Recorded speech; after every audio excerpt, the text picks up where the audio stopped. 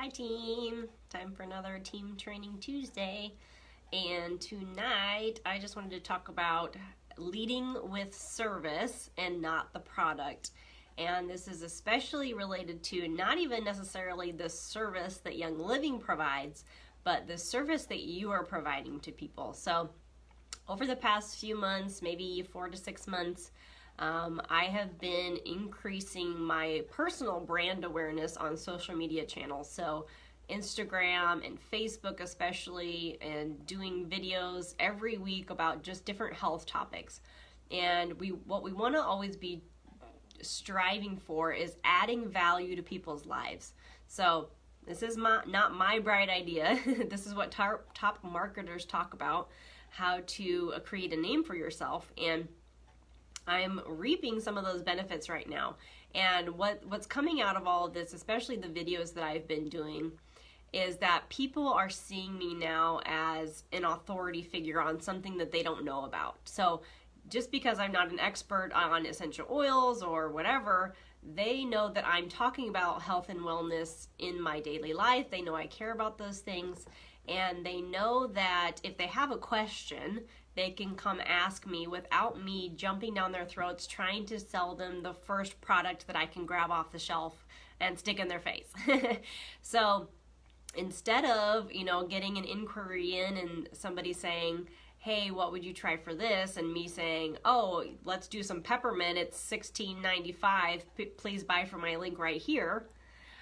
Instead, I'm just going to answer their question, because what they want is an answer. They're looking for help. They're not looking to buy something necessarily, but they know that I have an answer that they probably don't have. So I'll just give you a scenario of one thing that just happened literally yesterday. And as I thought about what to talk about this week, this popped into my head. So I have left, I've been at my current job at the workplace for a couple years now. And the job that I left previously, I had great relationships with several of the people there. They knew I was into oils. I diffused in my office all the time. They knew that I was kind of into health and wellness stuff and all that, kind of hippie stuff that they thought it was. But I had talked to them several times about different things and going to convention and just putting it out there that I was an essential oils person, never really trying to sell anything to anybody. Well, I've stayed friends with a few of those people on Facebook, and yesterday I got a message from somebody who has been watching my videos unbeknownst to me, but because of my videos and just my health and wellness in general and sharing about Young Living if and when appropriate, they know that I'm into essential oils. And he messaged me yesterday and he said, hey, you know a lot about essential oils, right? ? And I thought, oh, hey, this is a great opportunity. So how can I kind of lead this conversation, to making a sale? And I caught myself and I thought, well, okay, that's not what he asked about actually. So his only question was pretty open-ended. Hey, you know a lot about essential oils, right? And so if I was to turn around and say, yes, I do, here's my link, why don't you buy a starter kit? I'm not, I'm answering his question for sure, but I'm also giving him too much. I'm giving him things that he didn't want yet. So instead, I just said, yes, I do. What can I help you with? And he ended up messaging me, and he is already currently buying a pretty clean, DEET-free bug repellent. It has essential oils in it. It has other items in it. I don't love everything that was in it, but he was asking me a specific question about the oils that were in there because he wanted to know if anything in his bottle had vitamin E that he didn't want because his mother is allergic to vitamin E and she can't use anything or else she has a horrible reaction. She's 70 years old. So he knew that I knew about kind of health and wellness anyway, and vitamin E, for the record, is not an essential oil. But he knew that I knew about essential oils, and so he wanted me to check if any of the essential oils in his bug repellent had vitamin E in them. So I was able to actually use this as a teaching opportunity, because he sent me a screenshot of the ingredients. I checked up a couple of them to make sure I knew what they were, kind of the common names, because it was a lot of the scientific jargon on the back.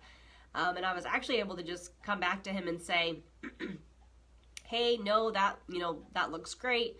Essential oil, vitamin E actually isn't in any essential oils. It's not that type of thing. So essential oils don't have vitamin E in them.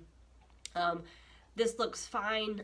Your mom should be able to use this with no problem, but she'll always want to basically spot test it just to see if she reacts to anything else that's in there. But otherwise, looks good.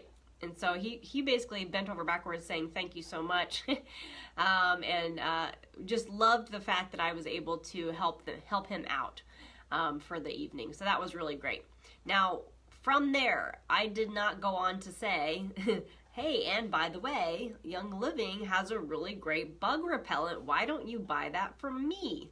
Could I have done that? Yes, I could have. Would some network marketers do that? Yes, they would. That's not what he's looking for yet. If he runs out of his current bug repellent that he's using, would he maybe come back and ask me next time if I have a bug repellent that he should be using instead? Very possible. So what I usually like to do is more of the attraction marketing, more of the brand awareness marketing. And the more people that know that I am here for service, I'm here for answering questions with no strings attached, the more people are going to keep coming to me to answer their questions. The more people that will want my advice on should they use this or should they use that. The more people will be attracted to just talking to me in general about health and wellness.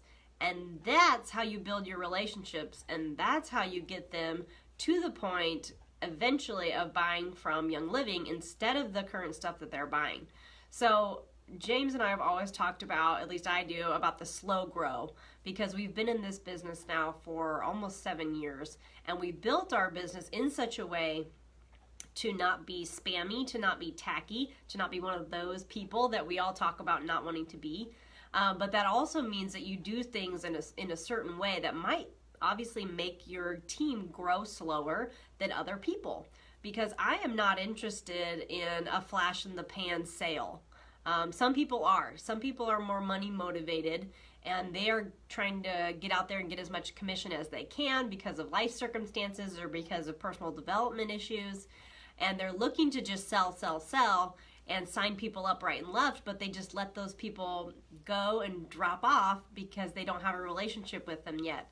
I'm more interested in providing a service to people that is helpful. I can help them wade through some of these questions. I can help point them to the right resources. I can be a servant to them and their needs, and not focusing on what they're going to do for me. So it's not an easy process. I have not always been of this mindset. So I'm coming through this now, and this is the mindset that I have. And this might not be right for you, but I think it's a great activity for people to sit down every once in a while and look at their motivations behind the business. So we all kind of get into this because we love the products, we love Young Living, we love the chemical-free home, the toxin-free living, all that kind of stuff. We want to bring our kids up and grandkids up in a healthier environment, and we love the bonus that we can actually make some money doing this. But if you now are, maybe you got into the business for that reason, but now if you look at your current motivations and you realize that you're more focused on the money than actually helping people, then this could be a problem for you. So what I try to do is continue to be of service to people, not worrying about the money aspect of it, because if you are out there just being helpful to everyone and you're not just flashing your sale in front of their face every time they try to ask you a simple question, they're going to be more likely to come back to you to ask you questions.